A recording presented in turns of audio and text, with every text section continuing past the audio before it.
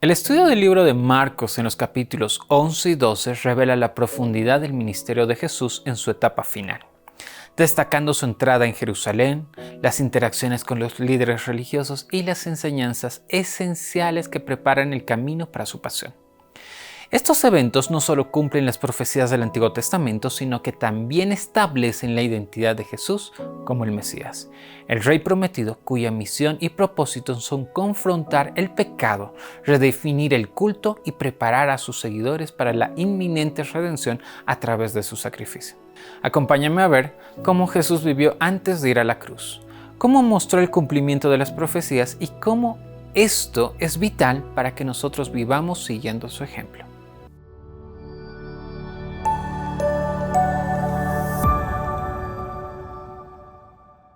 En Marcos 11, 1 al 11, Jesús realiza su entrada triunfal en Jerusalén, un evento que cumple la profecía de Zacarías en el capítulo 9, versículos 9 al 10.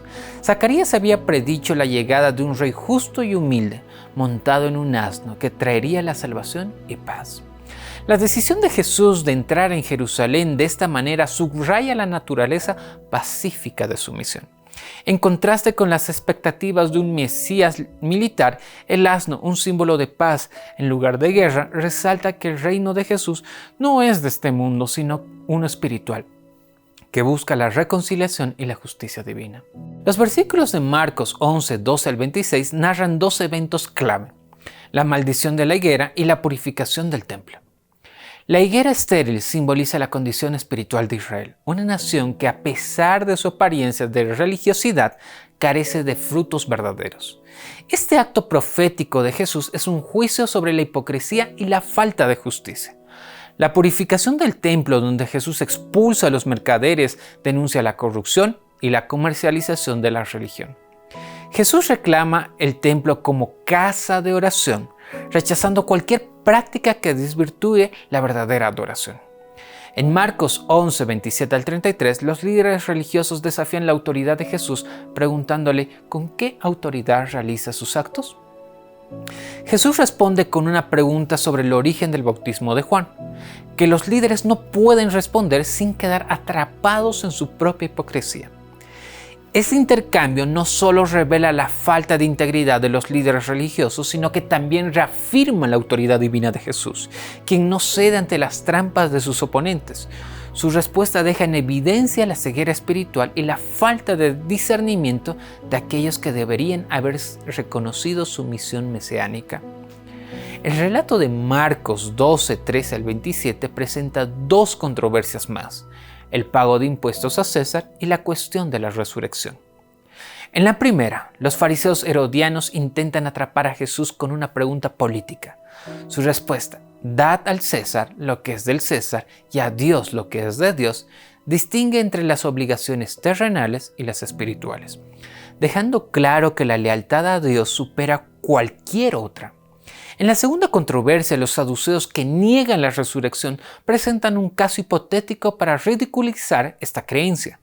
Jesús refuta su error afirmando la realidad de la resurrección y explicando que en la vida eterna las relaciones humanas se transforman enfocándose en la relación con Dios.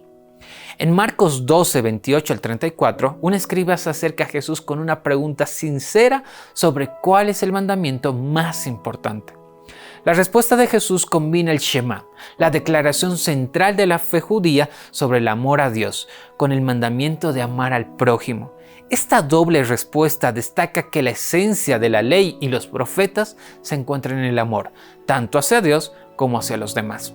El escriba, reconociendo la verdad en la respuesta de Jesús, recibe una aprobación que lo acerca al reino de Dios, mostrando que el entendimiento verdadero va más allá de la mera observación ritual. La narrativa de estos capítulos en Marcos está profundamente conectada con el anuncio de la pasión. La entrada de Jesús en Jerusalén, su acción en el templo y las confrontaciones con los líderes religiosos no solo marcan su autoridad mesiánica, sino que también indican la proximidad de su sacrificio. Jesús, consciente del destino que le espera, prepara a sus discípulos y a la multitud para el clímax de su misión, la redención a través de la cruz. Cada acto y enseñanza en estos capítulos refuerza la inevitable camino hacia la pasión. La permanencia de Jesús en Judea y su entrada en Jerusalén son momentos clave que destacan el cumplimiento de su misión. En Marcos 10, su viaje hacia Jerusalén está marcado por la enseñanza sobre el discipulado y el servicio, preparando a sus seguidores para lo que vendrá. La entrada en Jerusalén en particular no es solo una afirmación de su identidad mesiánica, sino también una declaración de que el reino de Dios está cerca, aunque no en la forma que muchos esperaban. En estos eventos se observa un contraste significativo entre la expectativa popular del Mesías y la verdadera misión de Jesús. Mientras que muchos esperaban un líder político que librara a Israel del dominio romano, Jesús ofrece una liberación espiritual mucho más profunda. Su enfoque en la justicia, la misericordia y la verdad, manifestado en sus acciones y enseñanzas en Jerusalén, revela un reino no de este mundo, que desafía las estructuras y expectativas humanas. La actividad de Jesús en Jerusalén, especialmente en el templo, es crucial para entender su misión.